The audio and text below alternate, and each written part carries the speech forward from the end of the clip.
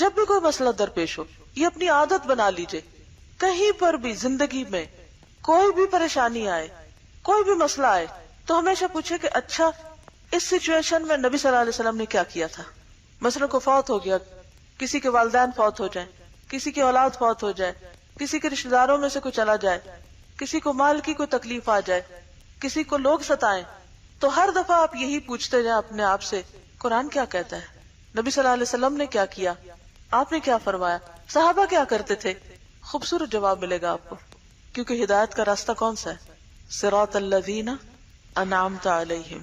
حضرت شیخ ابن قیم رحمہ اللہ مذکورہ بالا سوال کے جواب میں فرماتے ہیں الحمدللہ اما بعد.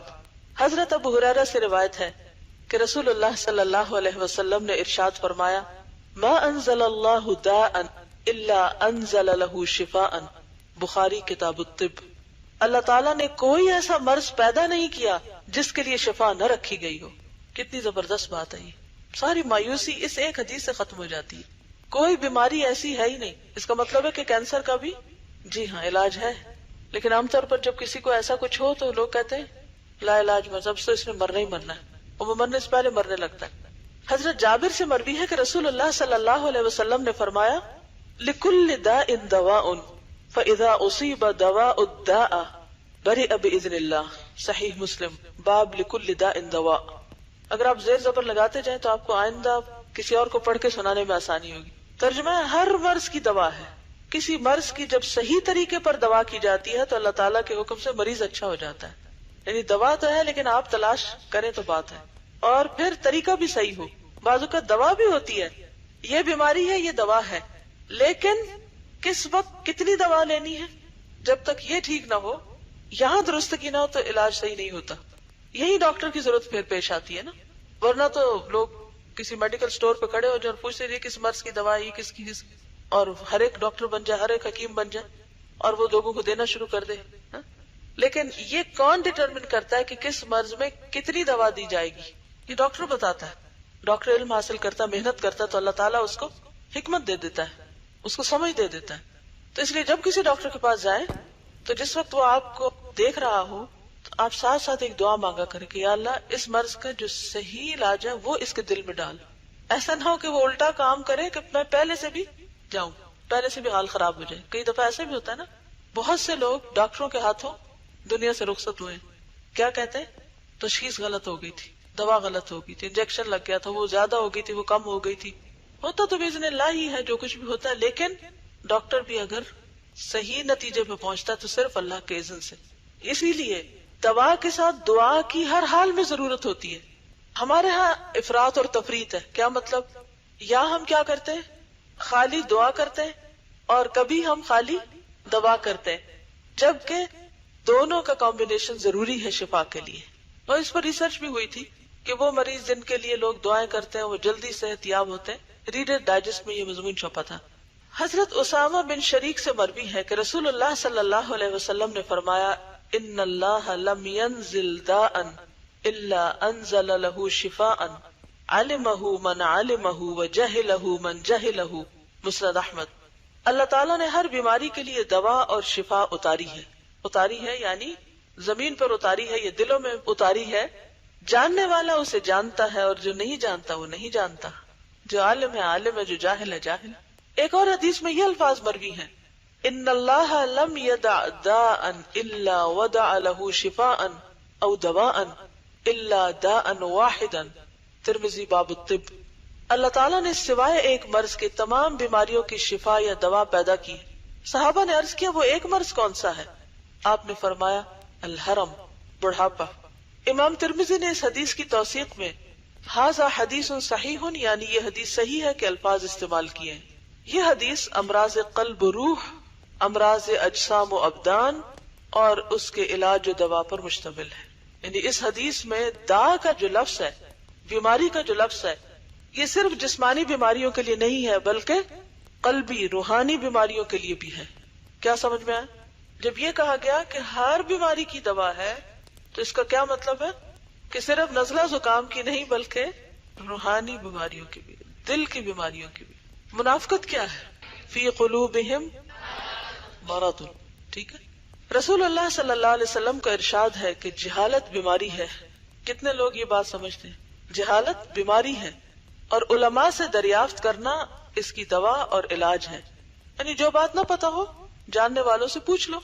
جیسا کہ امام ابو داؤد اپنی سنن میں حضرت جابر بن عبداللہ سے روایت کرتے ہیں کہ ہم ایک مرتبہ سفر میں تھے. ایک شخص کو پتھر سے چوٹ لگ گئی اور اس کا سر زخمی ہو گیا. اس کے بعد ایک بار اسے احتلام ہو گیا تو اس نے اپنے ساتھیوں سے دریافت کیا کہ اس حالت میں مجھے تیمم کرنے کی اجازت ہے؟ یعنی نہانے کی ضرورت پیش آ گئی، ناپاک ہو گیا، جنبی ہو گیا. ساتھیوں نے کہا تمہیں پانی پر قدرت ہے، اس لیے ہمارے نزدیک تمہیں تیمم کی رخصت اور اجازت نہیں. کیا کہا انہوں نے؟ نہیں، تم تیمم نہیں کر سکتے کیونکہ پانی جو موجود ہے. چنانچہ اس شخص نے غسل کر لیا جس سے وہ مر گیا. رسول اللہ صلی اللہ علیہ وسلم کو اس واقعے کی اطلاع ملی تو آپ نے فرمایا قتلوہ قتلہم اللہ اللہ سألوا اذا لم يعلموا فانما شفاء العی السؤال انما كان يكفيه ان يتيمم ويعصر او يعصب على جرحه خرقة ثم يمسح عليها ويغسل سائر جسده. ابو داؤد کتاب الطہارہ. ان لوگوں نے اسے مار ڈالا جنہوں نے یہ غلط فتویٰ دیا، اللہ انہیں موت دے. کتنے سخت الفاظ استعمال کیا آپ نے.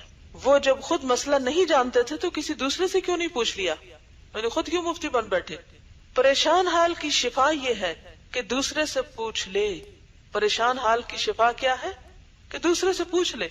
اس کے لیے صرف یہی کافی تھا کہ وہ تیمم کر لیتا اور غسل نہ کرتا، یا پھر اپنے زخم پر پٹی باندھ لیتا اور اس پر مسح کر لیتا اور بقیہ جسم کو دھو لیتا. رسول اللہ صلی اللہ علیہ وسلم نے اس حدیث کے اندر یہ واضح کر دیا کہ جہالت ایک بیماری ہے اور پوچھ لینا اس کا علاج. اللہ سبحانہ وتعالیٰ نے خود فرمایا ہے کہ قرآن شفا ہے. ارشاد باری تعالیٰ ہے وَلَوْ جَعَلْنَاهُ قُرْآنًا أَعْجَمِيًّا لَقَالُوا لَوْلَا فُصِّلَتْ آيَاتُهُ أَعْجَمِيٌّ وَعَرَبِيٌّ قُلْ هُوَ لِلَّذِينَ آمَنُوا هُدًى وَشِفَاءٌ حامیم السجدہ. اور اگر ہم اس کو عربی کے سوا دوسری زبان کا قرآن بناتے تو یہ لوگ کہتے کہ اس کی آیتیں کیوں واضح نہیں کی گئی؟ بھلا عجمی قرآن اور عربی آدمی؟ اے نبی صلی اللہ علیہ وسلم ان سے کہہ دیجئے وہ تو مومنوں کے لیے شفا اور ہدایت ہے. قرآن کیا ہے؟ شفا اور ہدایت. تو اس بات پر ایمان اور اعتماد ضروری ہے کہ یہ شفا ہے. ایک اور آیت میں فرمایا گیا وَنُنَزِّلُ مِنَ الْقُرْآنِ مَا هُوَ شِفَاءٌ وَرَحْمَةٌ لِّلْمُؤْمِنِينَ. بنی اسرائیل آیت 82. اور ہم قرآن کی وہ آیتیں نازل کرتے ہیں جو ایمانداروں کے لیے شفا اور رحمت ہے. اس آیت میں من بیان جنس کے لیے ہے، یعنی جنس قرآن شفا اور رحمت ہے. یہ من تبعیضیہ نہیں ہے. من کی کئی قسمیں ہوتی ہیں نا، تو ایک من بعض کے لیے آتا ہے. مثلا وَمِنَ النَّاسِ ترجمہ کیا کرتے ہیں آپ؟ بعض. تو یہاں من کیا ہے؟ تبعیضیہ. یہ جو لکھا ہوا ہے تبعیضی کا لفظ بعض سے ہے، یعنی بعض ترجمہ کرتے ہیں. اور بعض اوقات من جو ہے وہ بیانیہ ہوتا ہے، بعض کے لیے نہیں ہوتا. تو اس کا مطلب کہنے کا یہ ہے کہ قرآن کا صرف بعض حصہ نہیں بلکہ قرآن پورے کا پورا شفا ہے. واضح یہ معنی ہے اس جملے کا، کیونکہ قرآن حکیم سب کا سب شفا اور رحمت ہے، جیسا کہ ما سبق یعنی جو پہلے گزر چکی آیت سے معلوم ہوتا ہے. قرآن حکیم یقیناً ہر جہالت، ہر شک و شبہ اور ہر ریب و تردد سے قلوب کو شفا دیتا ہے. اللہ تعالیٰ نے بلا شبہ ازالہ امراض کے لیے قرآن حکیم سے زیادہ عام، نفع بخش اور اعظم ترین اور زیادہ بہتر کوئی دوا پیدا نہیں کی. کیا ہمارا یقین ہے اس بات پر؟ کیا کسی کا کوئی تجربہ ہے کہ قرآن پڑھنے کے بعد اس کی کوئی بیماری دور ہوئی ہو؟ الحمدللہ. یہ کہتی ہے کہ مجھے میگرین ہوتا تھا، میں نے کوئی خاص وظیفہ تو نہیں پڑھا، لیکن جب سے قرآن پاک پڑھنا شروع کیا ہے تو اس کا وقفہ بہت بڑھ گیا ہے، یعنی دیر بعد یہ تکلیف ہوتی ہے. جی آپ کیا کہتے ہیں؟ میری ایک نند ہے، وہ کافی ینگ تھی اور ان کو اچانک بریسٹ کینسر ڈیٹیکٹ ہوا. تو میں نے اچانک دیکھا کہ وہ استاذہ کی درس میں بھی زیادہ آنا شروع ہو گئی اور کلاس میں بھی آنے لگی، اور مجھے نہیں تھا پتا اس وقت ان کو کینسر ہو چکا ہے. تو انہوں نے مجھے بعد میں بتایا کہ مجھے فیل ہونے لگا تھا تو میں اس لیے قرآن کلاس میں جانے لگی تھی کہ اللہ کرے ایسے ہی ٹھیک ہو جائے. خیر الحمدللہ یہ ضرور ہوا کہ ٹائملی ڈیٹیکٹ ہوا. ان کی یہاں سرجری ہوئی اور پھر ان کو جب باہر بھیجا تو چونکہ وہ بہت فائن کینسر ان کے آرم پٹ میں چلا گیا تھا، تو وہاں دوبارہ ان کی وہ سرجری ہوئی اور اس کے بعد کیمو تھراپی شروع ہوئی. 6 مہینے ان کو رہنا پڑا. تو آپ کو پتہ ہی ہوگا کہ کیمو تھراپی اتنی سخت ہوتی ہے کہ اندر تک جلا دیتی ہے، انسان کو بلڈ سیلز بھی ختم ہو جاتے ہیں. اور وہاں وہ کہتی ہے کہ میں کھا بھی نہیں سکتی تھی، میں صرف کھجوریں کھاتی تھی اور میں قرآن سنتی تھی، استاذہ کی کیسٹ سارا ٹائم سنتی رہتی تھی وہاں. تو وہ کہتی ہے کہ وہاں ڈاکٹرز اتنے حیران ہوتے تھے کہ انہوں نے مجھ کو ایک سیمپل بنایا ہوا تھا، اور وہ ڈاکٹرز اپنے سارے اسٹوڈینٹس کو بتاتے تھے کہ یہ مطلب ایک ایسا انوکھا کیس ہے کہ جو تھراپی لینے کے بعد ایکسپیکٹڈ ٹائم سے بھی بہت جلد اس کا بلڈ کاؤنٹ پھر باؤنس بیک کر جاتا ہے، and she is ready for the next shot. اور وہ کہتے ہیں کہ میرا نام انہوں نے وہاں ٹف چک ڈالا ہوا تھا. وہ ہمیشہ کہتی ہے کہ میری 2 تھراپیز تھی، قرآن اینڈ ڈیٹس. ماشاءاللہ الحمدللہ ٹھیک ٹھاک ہیں. چنانچہ صحیحین میں حضرت ابو سعید سے مروی ہے کہ چند صحابہ کسی سفر میں تھے. اثناء راہ میں عرب کے ایک قبیلے میں ان کا قیام ہوا، یعنی راستے میں. اثناء کا مطلب ہوتا ہے اس اثناء میں، یعنی اس دوران. انہوں نے وہاں کے لوگوں سے ضیافت اور کھانے پینے کی خواہش ظاہر کی، مگر ان کی طرف سے انکار ہوا. اتفاق سے اسی روز قبیلے کے سردار کو سانپ نے ڈس لیا. قبیلے والوں نے اس کے لیے ہر قسم کا علاج کیا اور ہر قسم کی صحیح کے باوجود کسی دوا سے آرام نہ ہوا. آخر قبیلے کے ایک آدمی نے کہا کہ ان نووارد آدمیوں کے پاس جا کر دریافت کرو، ممکن ہے ان کے پاس اس کا کوئی علاج ہو. چنانچہ یہ لوگ صحابہ کے پاس آئے اور کہنے لگے ہمارے سردار کو سانپ نے ڈس لیا ہے، ہم نے ساری تدبیر کر دیکھی مگر کچھ نہ ہوا، کیا تم میں سے کسی کے پاس کوئی علاج ہے؟ صحابہ میں سے ایک نے کہا ہاں، تم نے ہماری مہمان نوازی نہیں کی، اس لیے جب تک تم اس کا معاوضہ مقرر نہیں کرو گے ہم قطعاً علاج نہ کریں گے. اس کے بعد بکریوں کا ایک ریوڑ معاوضے میں طے ہوا. ایک صحابی وہاں تشریف لے گئے اور الحمدللہ رب العالمین یعنی سورۃ فاتحہ پڑھ پڑھ کر اس پہ دم کرنا شروع کر دیا. بس پھر کیا تھا، گرہ کھل گئی. وہ اسی وقت اٹھ بیٹھا، اس کا اضطراب اور بے چینی ختم ہو گئی اور چلنے پھرنے لگ گیا. جس قدر بکریاں معاوضے میں طے پائی تھی ان کے حوالے کر دی گئی. یہ صحابہ بارگاہ رسالت میں حاضر ہوئے اور اصل واقعہ پیش کیا. رسول اللہ صلی اللہ علیہ وسلم نے فرمایا قد اصبتم اقسموا واضربوا لی معکم سہما فضحک رسول اللہ صلی اللہ علیہ وسلم. صحیح بخاری فضائل قرآن. تم نے خوب کیا، بکریاں تقسیم کرو تو اس میں میرا حصہ بھی لگا لینا. اس کے بعد رسول اللہ صلی اللہ علیہ وسلم ہنس پڑے، یعنی مزاح کے طور پر کہا. یہاں دوا کی تاثیر کس طرح کام کر گئی، ذرا غور کیجئے کہ مرض اس طرح دفع ہو گیا جیسے کبھی تھا ہی نہیں. سورۃ فاتحہ ایک ایسی آسان اور سہل ترین دوا ہے کہ اس سے سہل اور آسان اور بہترین دوا ممکن ہی نہیں. کوئی بندہ اگر اچھے طریقے سے سورۃ فاتحہ کے ذریعے علاج معالجہ کرے تو شفائے امراض کے لیے سورۃ فاتحہ کے اندر عجیب و غریب تاثیر پائے گا. مدت مدید تک، مدید یعنی لمبی، مد سے طویل، میں مکہ معظمہ میں رہا. اس اثناء میں بہت سی بیماریاں مجھ پر مسلط ہوتی رہی. مجھے نہ یہاں کوئی طبیب میسر آیا نہ دوا، میں صرف سورۃ فاتحہ سے اپنا علاج کرتا رہا اور اس کے اندر میں نے عجیب و غریب تاثیر پائی. میں اکثر مریضوں کو سورۃ فاتحہ سے علاج کرنے کی ترغیب دیتا تھا اور لوگ اکثر اس سے صحت یاب ہو جاتے تھے. یہاں یہ بات قابل فہم ہے کہ ایسے اذکار، آیات، دعائیں جن سے شفا مطلوب ہو یقیناً نافع اور شفا بخش ہوتی ہیں، لیکن اس کے لیے ضروری ہے کہ محل اس کی قبولیت کی صلاحیت رکھتا ہو، یعنی جس جگہ وہ پڑھی جا رہی ہیں وہاں بھی کچھ اثر ہو، اور فاعل اور عامل کی قوت اور ہمت اور اس کی تاثیر بھی قبولیت محل کی مقتضی ہو. کیا مطلب؟ جملہ مشکل ہے. فاعل کا کیا مطلب؟ دم کرنے والا، اور عامل عمل کرنے والا کی قوت اور ہمت اور اس کی تاثیر بھی قبولیت محل کی مقتضی ہو، یعنی جس جگہ کے لیے، جس کام کے لیے پڑھا جا رہا ہے نا تو اس میں یہ فیکٹرز بھی شامل ہو جاتے ہیں. لینے والا بھی یقین رکھے کہ اس میں فائدہ ہے، اللہ نے یہ ہمارے لیے بہترین شفا اتاری ہے. جو دم کر رہا ہے وہ بھی یقین کے ساتھ کرے، کیونکہ اگر یقین کی کمی ہوگی تو تاثیر بھی کم ہو جائے گی. اور دوسری بات یہ کہ ان چیزوں سے بچے جس سے تاثیر میں کمی ہوتی ہے.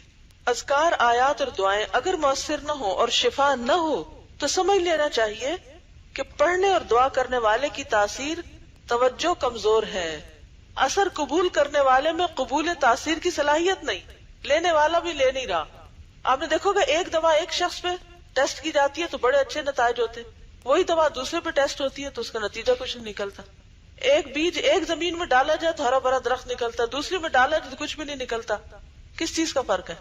زمین کا فرق ہے. تو بعض اوقات لینے والے کا فرق ہوتا ہے، بعض اوقات دینے والے کا. لیکن اس میں تو کوئی شک نہیں کہ قرآن شفا ہے. یا کوئی ایسی شدید اور سخت رکاوٹ موجود ہے جو دوا کی تاثیر کو روک رہی ہے. اسی لیے بعض اوقات حکیم پرہیز وغیرہ بتاتے ہیں. جس طرح کہ عموماً ظاہری اور حسی امراض میں دواؤں کا حال ہوا کرتا ہے، کبھی ایسا اس وجہ سے بھی ہوتا ہے کہ دوا کے اقتضاء اور تاثیر کے درمیان کوئی رکاوٹ مزاحم ہو جاتی ہے. طبیعت جب کسی دوا کو کامل طور پر قبول کر لیتی ہے تو جس درجہ طبیعت دوا کو قبول کرے گی اسی درجے بدن اور جسم کو نفع پہنچے گا.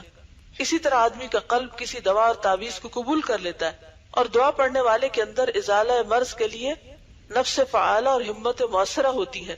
تو یہ دعا مکروہ و ناگوار امر کی مدافعت اور حصول مطلوب و مقصود کا ایک قوی ترین سبب بن جاتی ہے. لیکن بسا اوقات دعا اور دم کی تاثیر اس لیے نہیں ہوتی کہ کسی ایسی چیز کی دعا کی جائے جو اللہ تعالیٰ کو پسند نہیں اور اس میں کسی پر ظلم ہو رہا ہے، یا اس لیے اثر نہیں ہوتا کہ دعا کے وقت قلب پوری طرح اللہ تعالیٰ کی طرف متوجہ نہیں ہوتا اور کامل طور پر جمعیت خاطر نہیں پائی جاتی، یعنی خیالات اکٹھے نہیں تو منتشر ذہن ہوتا ہے. اس لیے اس کا حال ایک ڈھیلی کمان کا سا ہوتا ہے. ڈھیلی کمان سے پھینکے جانے والے تیر کی رفتار سستی ہوتی ہے، پھر اس لیے تاثیر نہیں ہوتی کہ اجابت دعا میں کوئی اور چیز رکاوٹ پیدا کر رہی ہے، مثلا حرام غذا کھائی جاتی ہے، یا کسی پر ظلم کیا جا رہا ہے، یا دلوں پر گناہوں کا میل چڑھا ہوا ہے اور قلوب پر غفلت، سہو یا لہو و لعب کی تاریکیاں چھائی ہوئی ہیں. جیسا کہ حضرت ابو ہریرہ سے مروی ہے کہ رسول اللہ صلی اللہ علیہ وسلم نے فرمایا ادعوا اللہ وانتم موقنون بالاجابہ واعلموا ان اللہ لا يقبل دعاء من قلب غافل لاہ. المستدرک کتاب الدعاء. بارگاہ الہی میں اس طرح دعا کرو کہ تمہارے اندر اجابت دعا کا پورا پورا یقین موجود ہو. خوب سمجھ لو کہ غافل بے خبر قلب کی دعا اللہ تعالیٰ قبول نہیں کرتا. دعا ایک ایسی پرتاثیر دوا ہے. ہم تو دعا اور دوا الگ الگ کرتے رہتے ہیں نا، دعا بھی کریں دوا بھی کریں، یہ لگتا ہے جیسے دو الگ چیزیں. انہوں نے کیا کیا، یہ کہتے ہیں دعا پرتاثیر دوا ہے، دعا ہی دوا ہے، یعنی اور دوائیں بھی ہوں گی مگر دعا بھی دوا ہے جو یقیناً نفع دیتی اور مرض کو دفع کرتی ہے. مگر جب قلب غافل اور اللہ تعالیٰ کی جانب سے بے خبر ہو تو دعا کی قوت بیکار ہو جاتی ہے، یعنی وہ قوت زائل ہو جاتی ہے. کوئی مثال، مثلا ایک انجیکشن اگر آپ کے جسم میں جائے تو اس کا فائدہ یقیناً ہوگا اگر وہ صحیح ہے، موافق ہے، اور اگر آپ زمین پہ گرا دیں تو کیا ہوگا، ضائع ہو گیا.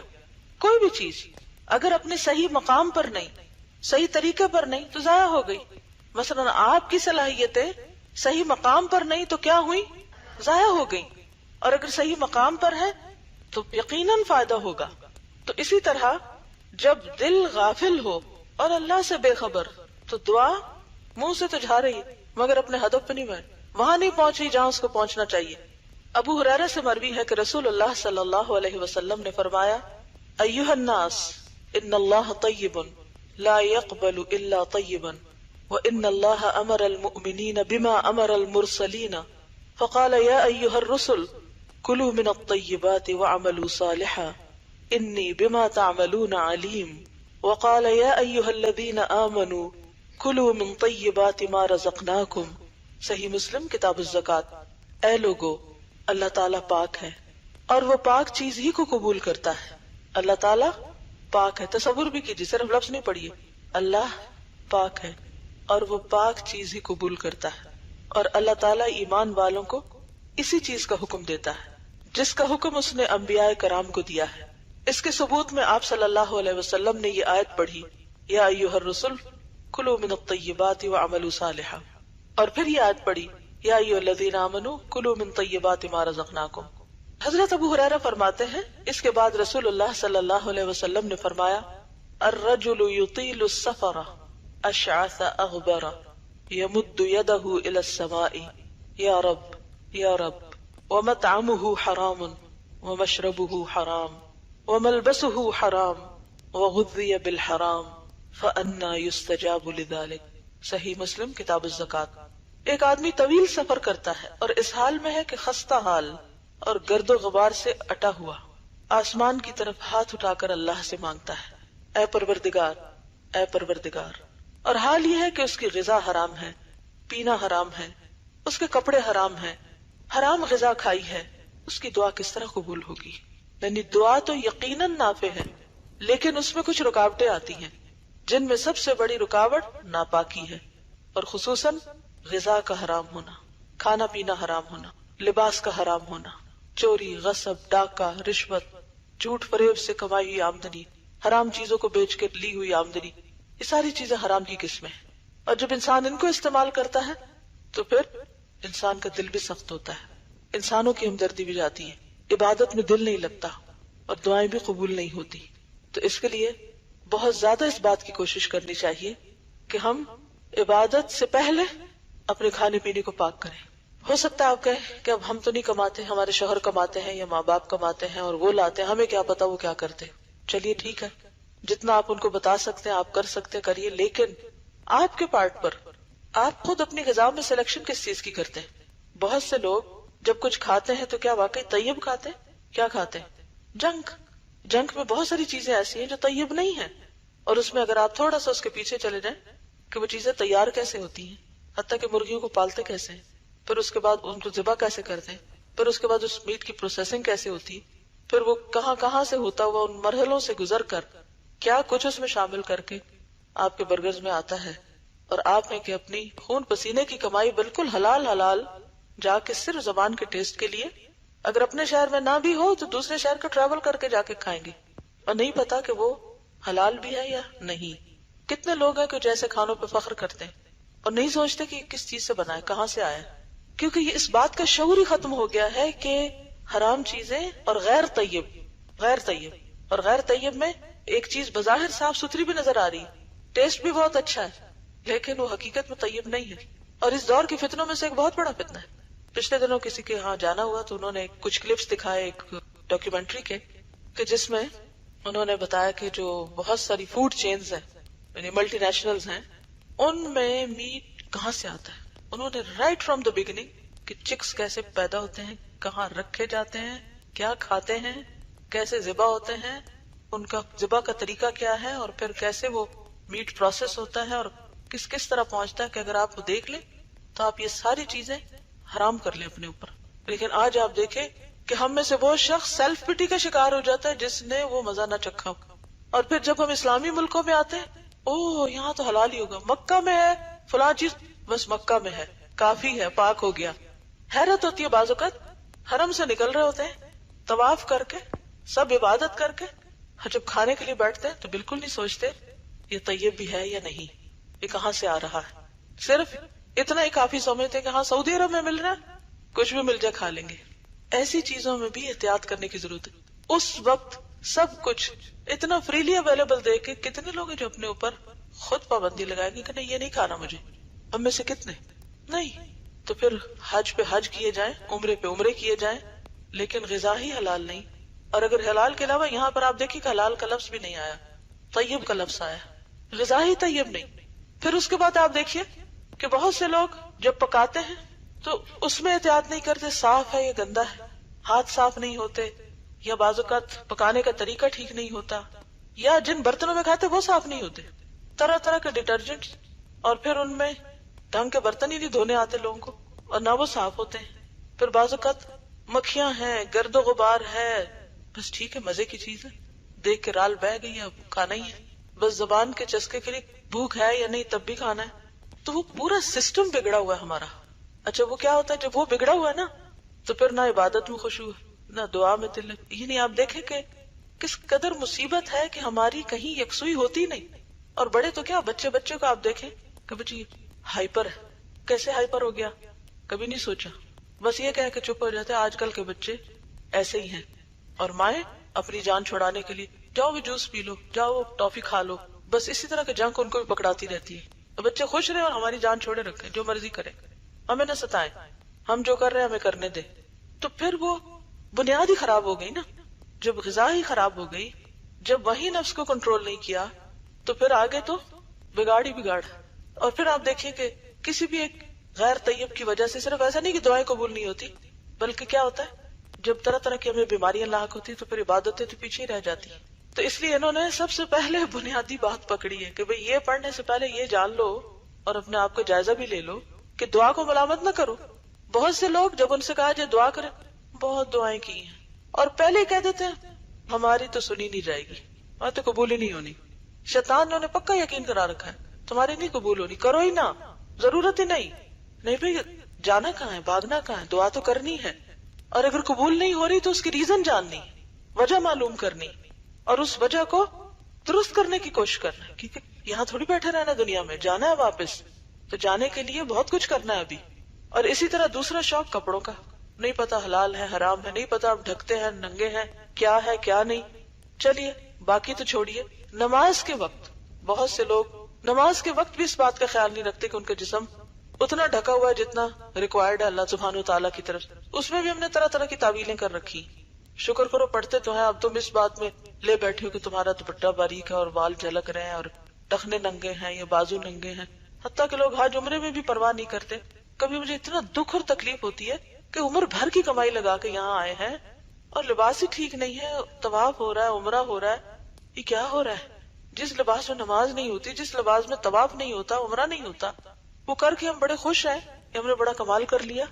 تو کبھی یہ خیال آئے کہ میری دعا نہیں سنی جائے گی تو فوراً اپنی اصلاح کی فکر کرے کہ کہاں کمی ہے. اچھا یہ جو بات کی گئی نا قلب غافل لاہن، کہ دل کی غفلت اور پھر اس کی ادھر ادھر کی مشغولیت. لاہن لہو سے ہے نا، لہو اس چیز کو کہتے ہیں جو اپنے اندر اتنا مشغول کر لے کہ باقی چیزیں انسان کی اگنور ہو جائیں، بس پش چلی جائیں. تو یہ انہی چیزوں کی وجہ سے ہوتا ہے. یعنی غذا کے بھی اثرات ہوتے، لباس کے بھی. آپ دیکھیے کہ آپ اگر فل سلیوز پہنے ہوئے تو آپ کی کیفیت اور ہوگی، اور اگر آپ ہاف سلیوز پہن کے بیٹھے ہیں تو آپ کی کیفیت اور ہوگی. اگر آپ کپڑوں کو وہ لگا لیں کلف، تو آپ اگر اکڑے ہوئے کپڑے پہنے تو ہو نہیں سکتا کہ آپ کے اندر اکڑ کی کچھ نہ کچھ کیفیت نہ آئے. یعنی ہمارے لباس ہماری عبادت پر اثر انداز ہوتے ہیں، ہمارا کھانا پینا ہماری عبادت پہ اثر انداز ہوتا ہے، اور پھر خاص طور پر دعا پہ. اور عبداللہ بن احمد اپنے والد کی کتاب الزہد میں روایت کرتے ہیں کہ بنی اسرائیل پر ایک بہت بڑی آفت نازل ہوئی. اس آفت اور مصیبت کو دور کرنے کے لیے بنی اسرائیل شہر سے باہر نکلے کہ اللہ عز و جل کی بارگاہ میں دعا کرے. اس وقت اللہ عز و جل نے بنی اسرائیل کے پیغمبر کو وحی کے ذریعے آگاہ کیا کہ ان لوگوں کو کہہ دو کہ تم لوگ اپنے ناپاک جسم لے کر صحرا میں آئے ہو، اور جن ہاتھوں سے تم نے بندوں کے خون بہائے اور گھروں میں حرام اور ناجائز مال جمع کیا ہے، وہ ہاتھ تم میری طرف اٹھاتے ہو. یعنی جس ہاتھ سے تم نے لوگوں کو مارا ہے اور خون بہایا ہے اور جن ہاتھوں سے غلط کام کیا، وہ ہاتھ آگے کر کے کہتے کہ میں اس میں کو خیر و بھلائی ڈالوں. اور اب جب کہ میرا غضب اور عذاب تمہارے لیے سخت سے سخت ہو چکا ہے اور تمہاری بدعمالیوں بد کرداریوں کی وجہ سے تم مجھ سے حد درجہ دور ہو چکے ہو، میرے سامنے دعا کرتے ہو. اب تمہاری دعائیں کہاں سے سنی جائیں گی؟ بنی اسرائیل کی مثال جو ہے یہ بہت ریلیونٹ ہے ہم سے، کیونکہ بنی اسرائیل اپنے قوم کی مسلمان امت تھی جیسے آج ہم مسلمان امت ہیں. بنی اسرائیل کو جب ڈانٹ پڑ رہی ہوتی قرآن میں تو مجھے ایسا لگتا ہے کہ یہ ہمیں پڑھ رہی، ہمیں کہا جا رہا ہے. لیکن ہم ان سب چیزوں کو پڑھتے کہ وہ ایک قوم تھی جس نے یہ سب کیا، اور ہم ان کو برا بھلا کہہ لیں اور دنیا میں ان کے خلاف باتیں کر لیں، کتابیں لکھ لیں، لیکچر دے لیں، نعرے لگا دیں، اور ہم سمجھتے ہیں کہ ہم سب ٹھیک ہو گئے، اور یہ بھول جاتے ہیں کہ یہ سب ہمیں آئینہ دکھایا جا رہا ہے. اور مشرکین مکہ کی بات ہو تو ہم اپنے آپ کو سے ڈس ایسوسیٹ کر دیں کہ ہم تو مشرک نہیں ہیں، ہم تو حضور صلی اللہ علیہ وسلم کو ماننے والے ہیں. لیکن ان امتوں کا کیا ہوا جو اپنے پیغمبروں کو مانتی تھی لیکن ان کی کوئی بات نہیں مانتی تھی. ابو ہریرہ فرماتے ہیں یکفی من الدعاء مع البر ما یکفی الطعام من الملح. یہ لفظ جو نا برآ تو یہ اس کو بر کر لیں، لن تنالوا البر کا البر ہوتا نا نیکی. تھوڑی دعا بھی اسی طرح کافی و وافی ہو جاتی ہے. یہاں ترجمے میں آنا چاہیے نیکی کے ساتھ. یکفی من الدعاء مع البر، نیکی کے ساتھ کافی ہو جاتی ہے دعا. ما یکفی الطعام من الملح، جس طرح تھوڑا سا نمک کھانے کے لیے کافی و وافی ہوتا ہے. ٹھیک ہے، یعنی نیکی کرنا، مثلا استغفار پڑھ کے مانگنا، یا پھر صدقہ کر کے دعا کرنا، یا نماز پڑھ کے دعا کرنا، یا قرآن کی تلاوت کر کے دعا کرنا، تو یہ ساری چیزیں کیا ہوتی ہیں؟ یعنی اگر آپ کوئی نیکی کا کام کرتے ہیں، اچھا کام کرتے ہیں، اللہ کو راضی کرتے ہیں، اس کے ساتھ چھوٹی سی دعا بھی کر لیتے ہیں تو وہ بہت کافی ہے. اچھا آج کل کیا ہے، ہمارا حال الٹ ہے، ہم نیکی کی طرف توجہ کم کرتے ہیں، اور پھر جب کوئی مشکل آتی تو 1000 لاکھ وظیفے کرنے کو آسان سمجھتے ہیں، یا نہ بھی سمجھے لیکن اس کو پھر بھی کسی نہ کسی طرح کر لیں گے. اور وہاں بھی یہ نہیں سوچیں گے کہ ہم اور کیا کر رہے ہیں اس کے ساتھ، وہاں بھی ہماری توجہ شیطان نے کسی اور چیز کی طرف کرائی ہوئی ہوتی. کس قدر اس وقت امت مسلمہ کے اندر ہی یہ بات رائج ہے کہ کوئی مسئلہ ہوگا، اگر لوگوں کو کہنے بھی 2 نفل پڑھ لو اور دعا کر لو تو اس سے وہ بھاگیں گے کہ 2 نفل. اگر کہیں کہ نماز پابندی سے پڑھو تو دعائیں قبول ہوگی، نماز میں قرآن پڑھو کہ شفا ہے قرآن، زکوٰۃ پوری دو زکوٰۃ، حج کرو حج. یعنی جو بنیادی فرائض ہے، چھوڑیے باقی نوافل کو، جو بنیادی فرائض ہے ان کی پابندی جو ہے وہ بھی مشکل ہے، اس کے لیے بھی وہ سب چیزیں اجنبی ہوتی جا رہی. لیکن اگر کبھی کوئی مشکل آئے تو کوئی یہ بتائے کہ یہ اتنے ہزار، یہ اتنے لاکھ، یہ اتنی دفعہ سویر اتنا شام پڑھو، تو وہ بھی پڑھ لیں گے، یا پھر کسی کو ہائر کر کے پڑھوا لیں گے. کیونکہ مدرسے جو کھلے ہوئے ہیں ان کے بچے عام طور پر ان سے کیا کام لیا جاتا ہے؟ وہ بےچارے مسکین، ان کو ادھر لے جاؤ، اس کا فوت ہو گیا، ان کے گھر میں چلو، ادھر چلو. اس وقت بھی خود اور کاموں میں لگے ہوئے ہوتے ہیں، اور ہائرڈ پیپل کو بلا کے دعا بھی ان سے کروا لیتے ہیں. یا پھر ایک ہی تکیہ کلام ہوتا ہے ہر ایک سے، ہمارے لیے دعا کرے. وہ ٹھیک، اچھی بات ہے. صحابہ کرام کا یہ تکیہ کلام نہیں ہوتا تھا. ہم اس میں بہت مبالغہ کر رہے ہیں، اس میں بھی سوچنا چاہیے. بعض اوقات تو اتنی حیرت ہوتی ہے کہ ایک مجلس میں لمبی چوڑی دعا کر کے اٹھتے ہیں اور اس کے فوراً بعد لوگ آ کے کہتے ہیں ہمارے لیے دعا کریں. تو میں سوچتی ہوں کہ ابھی کیا ہو رہا تھا، ابھی کیا کیا گیا ہے، اس وقت کہاں تھے؟ یعنی کہ ہم سوچتے نہیں نا کہ ہم کیا کہہ رہے ہیں. یعنی اس کا یہ مطلب نہیں کہ کسی سے کہہ نہیں سکتے دعا کے لیے، لیکن ہر چیز کا ایک وقت ہوتا ہے نا، موقع محل ہوتا ہے. تو جب نیک کام کرو گے تو تھوڑی سی دعا بھی بہت کافی ہو جائے گی. اسی لیے آپ دیکھیں کہ نبی صلی اللہ علیہ وسلم کی دعائیں کوئی 2-4 صفحوں پہ مشتمل نہیں ہوتی. ایک ایک دعا کتنی ہے، کوئی ایک لائن کی ہے، کوئی آدھی لائن کی ہے، کوئی 2 لائنوں کی، ہارڈلی کوئی ایک آدھ لمبی دعا ہوگی. باقی کتنی وہ چھوٹی ہیں. لیکن ساری توجہ کس پہ ہے؟ توجہ کس پہ ہے؟ زندگی کا مقصد پورا کرنے پہ، جو اپنے فرائض ہیں ان کو ادا کرنے پر. اور اب آپ دیکھیں کہ بعض اوقات یہ لگتا ہے کہ دعا کرنا بھی ایک رسم بن گیا نا، اور پھر اس پہ بھی فخر ہوتا ہے، فلاں کی دعا بڑی خوبصورت تھی، فلاں کی اتنی اچھی تھی. ٹھیک ہے، آج کے لیے اتنا ہی کافی ہے. آج کا ہوم ورک کیا ہے؟ دعا مانگے اور اپنی اپنی کسی بیماری کے اوپر خود سورۃ فاتحہ کا دم کریں، اپنے اوپر بھی اور دوسروں پر بھی. اوکے، جزاکم اللہ خیرا. سبحانک اللہم و بحمدک، نشہد ان لا الہ الا انت، نستغفرک و نتوب الیک. السلام علیکم و رحمۃ اللہ وبرکاتہ.